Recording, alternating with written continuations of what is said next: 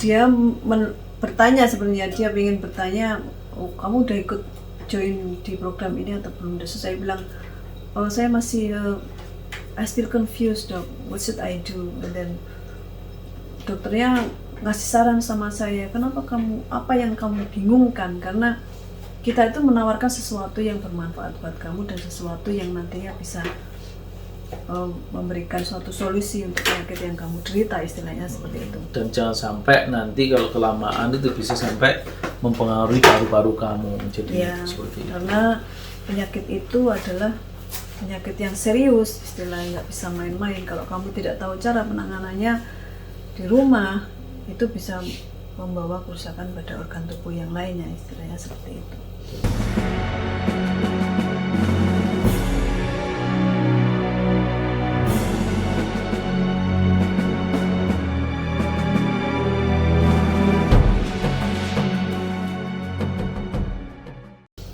Cuman yang saya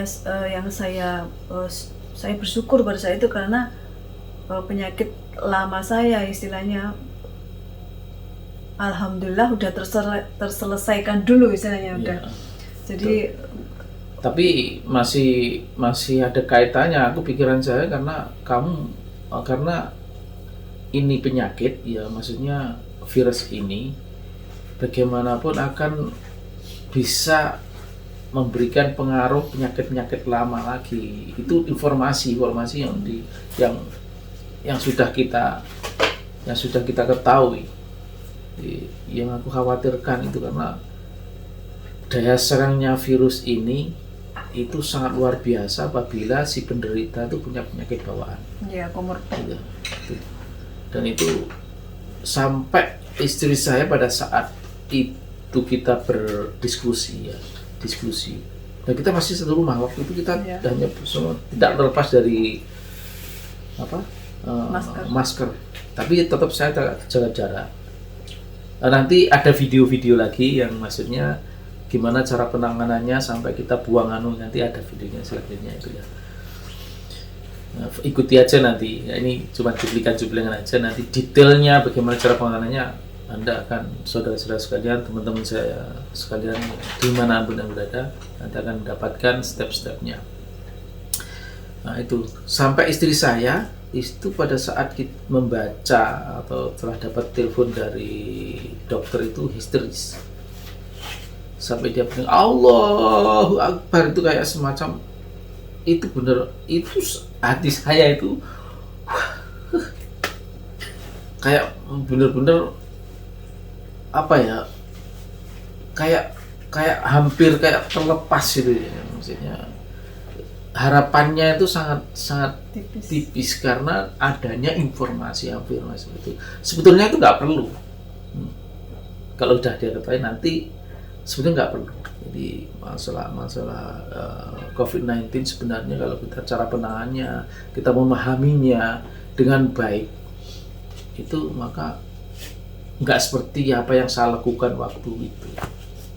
Jadi informasi yang luar biasa itu akan menambah beban namanya, menambah beban, dan kita akan bergerak pun juga penanganannya ruangnya sangat sempit. Ya, itu yang menjadikan orang ini COVID-19 ini kayak semacam, kalau orang kena COVID-19 itu bayangannya orang itu sudah terhakimi, jadi finalnya akan meninggal.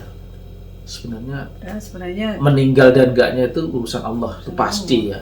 Tinggal bagaimana kita berjuang. Ya alhamdulillah juga anak-anak juga kayaknya pengaruhnya sedikit sih. Anak-anak masih enjoy dengan mereka ya. Anak-anak saya suka main game ya, jadi mereka nggak begitu terpengaruh. Dan waktu itu memang saya tegaskan anak-anak nggak boleh sama sekali dekat dengan istri saya, mamahnya, dan saya. Jadi kan di sini terbagi dua. Jadi anak-anak saya di atas, saya bersama istri saya di bawah. Ya, itu tadi yang waktu itu saya rasakan ya teman-teman. Kemudian setelah itu kita memutuskan untuk join ke program itu, dan si Jessie bilang, udah kalau emang kamu mau join, besok pagi kamu datang untuk di screening test. Nah saat itulah dia bilang juga kalau sebaiknya family juga Ikutkan. diikutkan tes, dan Tapi yang di atas 18 tahun. ya yang di atas 18 tahun, dan karena untuk meyakinkan bahwa mereka itu nggak terkena virus, atau kalau memang sudah terkena virus seperti saya, ya, biar cepat penanganannya. Betul. Seperti itu. Akhirnya keesokan harinya kita berangkat.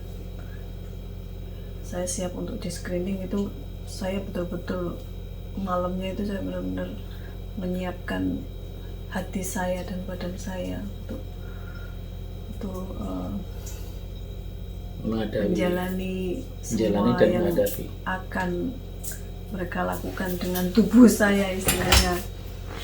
Karena mereka bilang bahwa untuk screening test saya nanti akan diambil darah, diberi suntikan, mungkin itu seperti kayak vitamin, plasenta atau penguat untuk tubuh, dan juga diberi infus yang langsung dimasukkan ke dalam tubuh melalui infus, diberikan cairan yang melalui infus. Jadi ya Allah, kalau memang ini yang terbaik untuk saya, aku mohon lancarkanlah. Aku hanya bisa berdoa malamnya waktu itu. Akhirnya kita berangkat. Pada setiap di saat kita di jalan, kita selalu mengucap mohon doa sama Allah. Betul. Itu yang terpenting. Ya, karena semuanya datang dari Allah dan akan kembali kepadanya.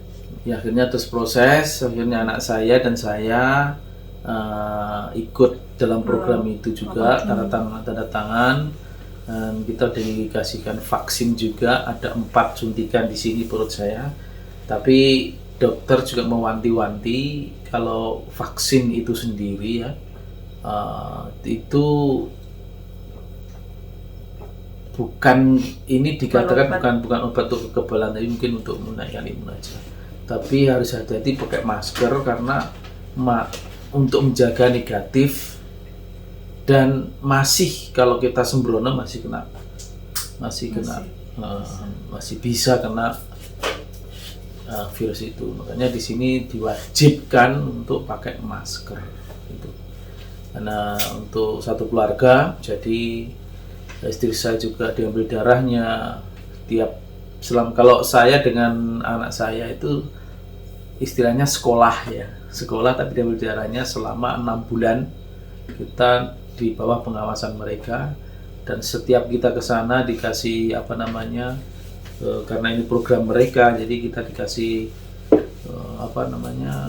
insentifnya itu, dan mereka juga welcome sekali dan baik dokter-dokter sini luar biasa. Dan saya ucapkan terima kasih dengan Dr. Roy yang selama ini care banget sama istri saya, karena setiap SMS apapun keluhan-keluhannya itu dijawabnya.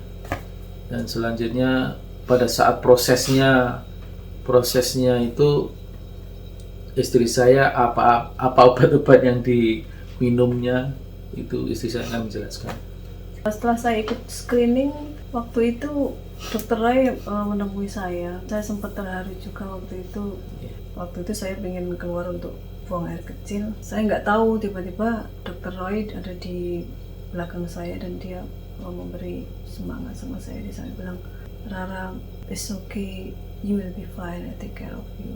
Di situ saya rasanya seperti itu, meskipun dia cuma bilang kata-kata seperti, rasanya menyentuh banget di hati saya, karena mungkin saat itu hati saya sedang rapuh ya. Jadi sampai sebegitu care-nya dia. Padahal saya cuma lewat aja, dan dia saat itu sedang ada pasien juga, dan dia menghampiri saya. Dia bilang sama saya seperti itu, terus akhirnya saya bilang thank you dok. Terus saya kembali ke ruangan itu, dan setelah semua tindakan dilakukan, dia juga menghampiri saya lagi ke ruang tindakan. Dan dia bilang, dia ngasih saran-saran banyak sekali bahwa saya harus minum obat tiap 6 jam sekali, dan obat itu adalah ada 2 jenis yang harus diminum, 2 tablet tiap minum. Dan itu obat itu gunanya untuk menstabilkan suhu tubuh saya agar tidak naik, dan juga ada yang peredar rasa sakit juga. 2 jenis obat itu saya harus minum tiap 6 jam sekali, kapanpun istilahnya. Saya harus menghitung 6 jam minum ini, 6 jam minum ini, nggak boleh bolong lah istilahnya, harus rutin. Jadi harus Meskipun jam 3 malam saya juga harus minum. Kalau udah memang waktunya 6 jam, jarak waktunya 6 jam, saya tetap harus minum.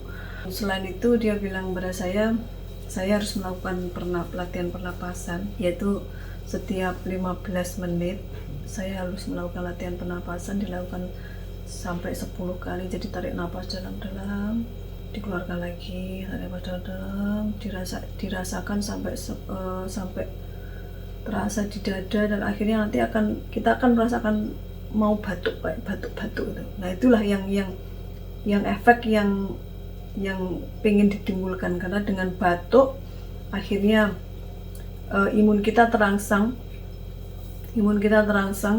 bahwa mereka dikasih tahu kalau ini loh ada virus, istilahnya seperti itu, ada virus. Jadi kita ingin merangsang imun supaya melawan virus itu.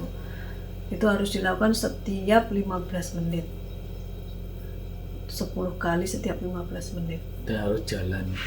Dan selain itu saya harus berjalan kaki setiap 30 menit. Saya harus berjalan kaki mengitari rumah itu. Nanti ada 3 videonya kali. juga di situ. 3 kali. Jadi 30 menit, misalnya jam 6 saya mengitari rumah 3 kali sambil pernapasan 10 kali. No matter what time. Terus 15 menit saya harus pernapasan, saya nanti 30 menit setelah itu saya harus jalan lagi. Dan itu dilakukan setiap saat sampai akhirnya saya bilang gini, berarti saya nggak boleh tidur, Dok. Saya bilang gitu. Oh ya, kalau kamu boleh, kalau misalnya kamu mau waktunya tidur dan badan kamu pengen beristirahat gitu. Tapi setelah bangun kamu harus tetap melakukan itu. Setiap 30 menit. Akhirnya setiap 30 menit dan 15 menit. 30 menit itu untuk jalan-jalannya, 15 menit untuk pernapasan. Dan dia bilang kepada saya bahwa kamu harus fight. You need to fight. Apapun yang terjadi, no matter what, apapun yang terjadi, yang kamu rasakan, misalnya you feel fatigue, you feel doesn't have any energy or something, you can drink and you need to fight. Artinya kita tuh nggak boleh menyerah. Ya memang nanti kamu tuh akan merasakan segala macam sakit yang akan timbul, karena setiap pasien COVID itu akan merasakan akan ada perbedaan gejala yang dirasakan. Jadi kalau yang saya rasakan waktu itu memang sakit untuk napas, batuk kering itu udah keluar, batuk kering pada saat hari kedua setelah saya dinyatakan positif tuh batuk kering itu keluar dengan sendirinya tanpa alasan, keluar aja nurisan, seperti ada yang mengeluarkan seperti itu. Selama batuk itu dada terasa sakit, dan akhirnya untuk bernafas juga sakit. Nah itu nggak bisa merasakan ya, nggak bisa membau. Terus juga nggak bisa membau juga. Terus akhirnya makanya dokter mewanti-wanti bilang saya bahwa you need to fight. That's how your immune can defeat your virus. Makanya itulah caranya, biar kalau kamu semangat, kamu berusaha untuk melawan, itulah caranya imun kamu tuh biar bisa bangkit untuk melawan virusnya itu. Dokternya seperti itu, karena penyakit ini memang penyakitnya itu penyakit yang nggak bisa diremehkan. Itu 2 hari, Maya. Apanya? Itu kurun waktu kamu sangat luar biasa, itu 2 hari. Setelah itu dokter kalau nggak salah telepon kamu, kalau batuk seperti itu kamu di steam ya gitu. Iya, itu kan pada dia ngomong itu kan pada saat saya screening test itu hari kedua ya, benar hari kedua itu dia ngomong banyak sekali sama saya kalau intinya saya harus fight. Nah setelah habis screening test, karena banyak cairan yang masuk ke dalam tubuh saya merasa dingin sekali. Di klinik saya sudah merasakan dingin itu, dan saya sempat tanya sama susternya, kenapa kok saya merasa dingin? Oh itu karena banyaknya cairan yang masuk ke dalam tubuh Anda, jadi wajar. Sampai di rumah itu sampai saya menggigil banget. menggigil lagi.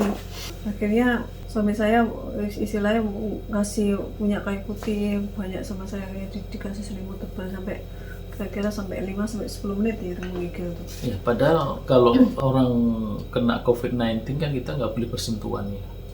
Tapi kita waktu itu apa ya, kayak karena tergerak aja gitu loh. Iya, ya. Tergerak aja dan merasa bahwa saya itu sama istri saya nggak ada apa ya, bukan aku nggak takut atau gimana, karena aku merasa kasihan kalau istri saya itu benar-benar dalam keadaan yang luar biasa, hanya karena dorongan hati, karena mungkin rasa cinta itu aja. Ya, waktu itu saya memang pada saat sama saya makan itu saya sempat khawatir juga istilahnya, karena dilema dalam diri saya bahwa saya nggak pingin suami saya kena COVID, tapi saya juga pingin dia itu di samping saya, karena saya itu saat itu memang hati saya lagi rapuh, tapi ya itulah, ya Allah berikan yang terbaik.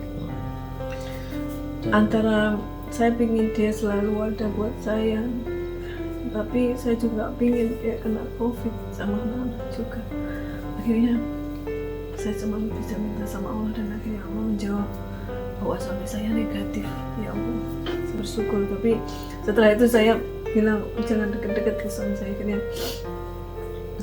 Akhirnya kita saling menjaga jarak, meskipun tetap di ruangan rumah, tapi kita tetap menjaga jarak. Sehabis kita melayani istriku, saya melayani istriku, kita wajib cuci tangan dan kita menyiapkan ini semprotan ini setiap kali apa yang disentuh istri saya kita semprot pakai ini. Jadi selain itu bersihkan rumah, dan kita punya semprotan semprotan yang antibakteria. Terus tiap pagi kita harus dipel, ya, maksudnya kita bersihkan lantai, kita semprot semuanya.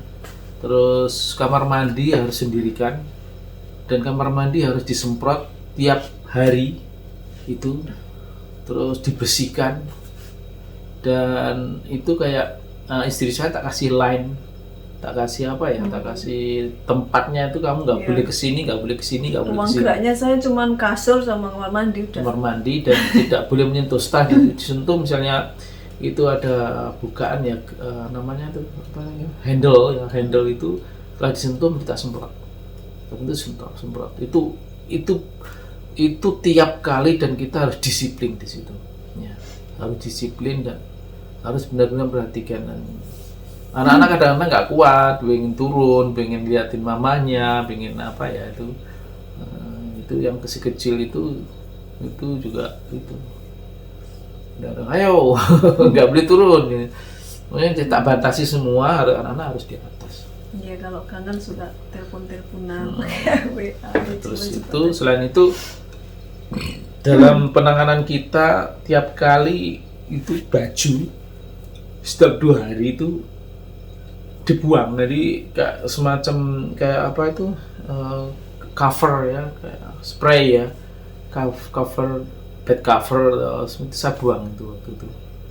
Karena paranoid itu tadi. Ya, karena paranoid itu. Sebenarnya kalau kita cuci atau itu sebenarnya COVID-19 itu akan hancur kalau kena air dan sabun. Itu. Ya.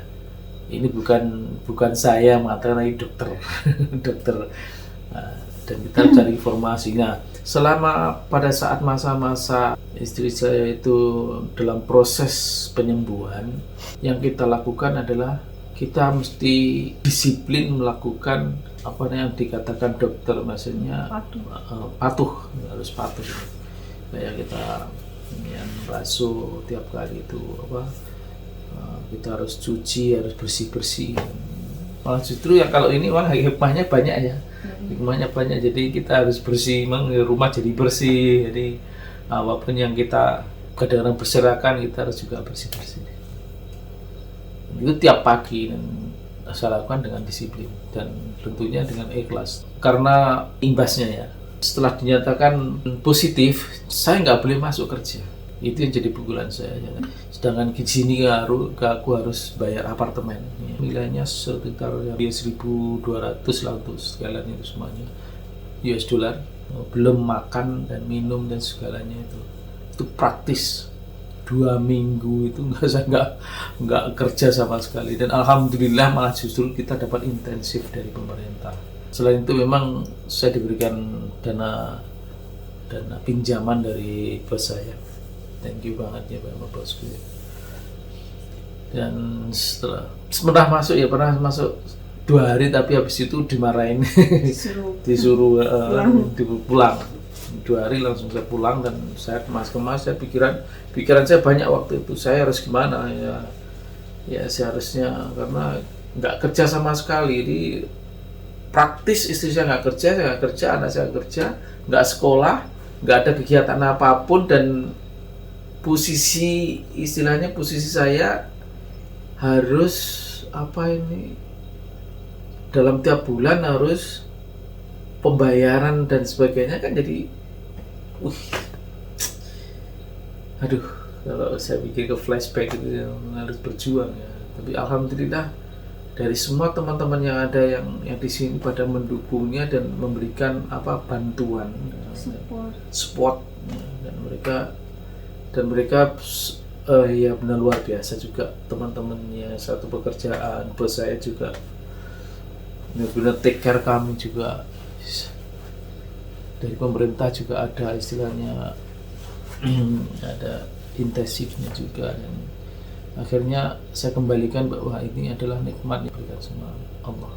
Dan itu selanjutnya untuk step-stepnya ya, selain obat dari dokter kan, akhirnya kita dengan referensi dari mana-mana akhirnya terus merangkum itu semua ya, jadi satu. betul. Akhirnya disuruh steam itu tadi, akhirnya membuat sendiri steam air panas dengan garam Himalaya sedikit, sedikit sekali, terus minyak kayu putih 3 tetes, dan kemudian kita hirup uapnya. Dan itu saat menghirup uapnya itu mulut saya terbuka dan hidung saya menghirup. Akhirnya itu terasa banget masuk ke dalam dada, itu rasanya hangat banget, itu jadi plong, jadi itu membantu sekali merangsang kembalinya rasa merangsang untuk bisa membau lagi. Dan akhirnya hidung bisa plong, dada juga karena hangat jadi plong. Jadi gini, masalah selain itu anjuran dari dokter itu steam itu ya, karena batuk kering itu kalau kena steam, kena panas, jadi yang ada di hidung itu bisa membunuh virus katanya. Nah, itu pun nggak cukup sampai di situ, karena aku pikir kalau hanya cuma uapnya aja mungkin nggak ada hal yang masuk misalnya, ada. Dan aku pikir selain kita mencari referensi dari tempat, maksudnya dari Google, teman-teman yang berikan masukan tentang khasiatnya kayak minyak kayu putih, terus khasiatnya garam Himalaya, jadi aku rangkum di situ. Aku coba untuk jadi ramuan, dan ini mungkin insya Allah ini bermanfaat bagi saudara-saudara sekalian. Ini nanti dan prosesnya juga kita tampilkan nanti di video selanjutnya, prakteknya gimana dan cara kita menyedimnya yang benar bagaimana. Nanti ikuti aja video-video berikutnya.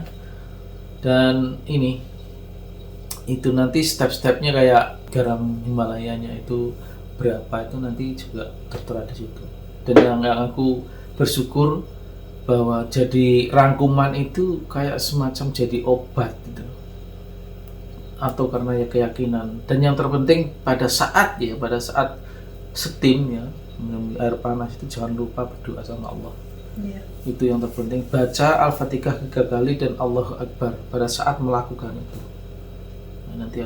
Nanti akan yang di situ. Dan yang terutama itu. Selain itu, minyak kayu putih memang kandungan itu yang bisa membunuh virus itu, dan yakin bahwa itu akan berhasil. Dan ternyata buktinya dari rangkuman, dari referensi dari teman-teman, dari Google, dari itu ternyata membawa hasil yang luar biasa, dan kenyataannya bisa dirasakan sama istri. untuk selanjutnya kamu bisa cerita itu gimana setelah karena STEAM sendiri itu sebenarnya kalau dibaca kamu ke saudara-saudara sekalian, maksudnya teman-teman sekalian yang apa ya, yang sudah tahu informasi, pada saat kamu kena virus atau flu itu nggak akan bisa keluar, karena katanya itu dia akan masih ada di tempat yang di tempat hidung yang yang kena itu. Nah, itu bisa keluar kalau kena hawa uap itu. Uap maksudnya uap kayak sting itu, panas itu. Dan bisa membunuhnya itu. Dan benar-benar ini berhasil sekali. Ternyata itu sama itu saudara-saudaraku yang ternyata batuk pun, saya sendiri merasakan batuk sedikit pun, anak saya juga batuk-batuk sedikit meskipun nggak kena COVID, itu ternyata bisa menghilangkan flu secepat mungkin itu. Coba Anda nanti bisa, Anda semuanya, teman-teman sekalian, saudara-saudaraku semua yang tercinta di seluruh Indonesia atau di mana Anda berada, ini bisa untuk bisa untuk referensi kalau STEAM yang kita rangkum itu bisa membawa yang terbaik. Insya Allah. Ya. Jangan lupa itu berdoa. Baca Al-Fatihah 3 kali sama Allahu Akbar dan kamu lakukan itu. Dan jangan sampai lupa kalau terjadi semacam itu, konsultasi dengan dokter untuk mendapatkan formula apa aja yang harus diminum itu. Pokoknya sekali terjadi sesuatu harus ke dokter, jangan sampai nunggu, karena ini virus bukan untuk main-main. Kalau virus ini penanganannya dengan baik dan tepat, maka insya Allah akan mendapatkan yang terbaik, akan mendapatkan solusinya. Dan saya mohon teman-teman saudara sekalian, teman-temanku, saudara-saudaraku sekalian, dan seluruh dunia mungkin di sini bisa saya harap video-video yang selanjutnya bisa bermanfaat dan ikuti selanjutnya. Oke. Sampai sini. I love you all.